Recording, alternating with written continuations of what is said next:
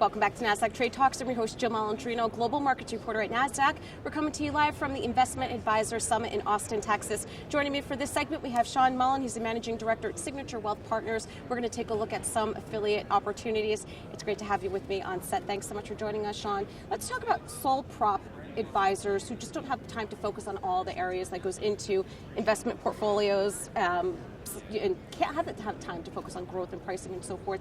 How do they stay more competitive with larger firms? Yeah, thanks for having me, Jill. I really appreciate it. It's a very big opportunity right now, and there's a lot of energy in the transition space.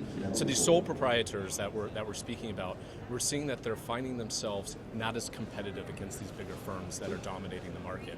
A lot of those names that you see out there, Focus Financial, United Capital, Hightower, they're really dominating the space, getting pricing pressure lower, and it's attractive from a standpoint of where can I grow as a sole proprietor? Is it better myself, or should I join another firm? And I think that the industry is actually moving towards regional and super regional firms that collect these advisors, create an awesome experience from a culture standpoint, investment standpoint, and platform standpoint.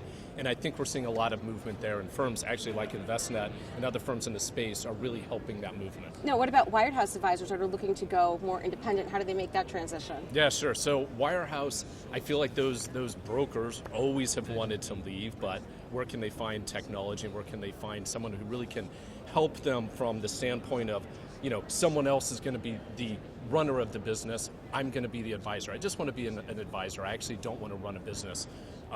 Those are in the same boat where they need to find someone with economies of scale, a great investment background, right, or an investment thesis, and want somebody else to turn on the lights, right, pay the bills, do insurance, do compliance. And again, that's a good spot for these super regional RIA firms for them to go to, because they have more independence than they had at the wirehouse, right? So they get freedom of flexibility, but they also don't have to run the business. So it's a nice sort of hybrid model for them to go to, and that's why we're seeing such explosive growth. How important is culture?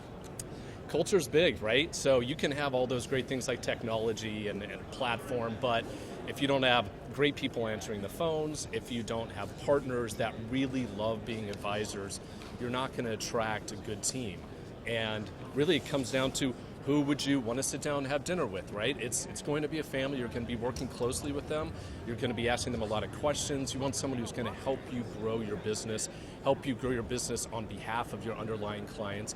And you want to be able to desire to go into work every day and help those clients, because if you're a happy advisor, your clients are happy too. And there's a lot of great firms out there, and it's a good time to be in the industry.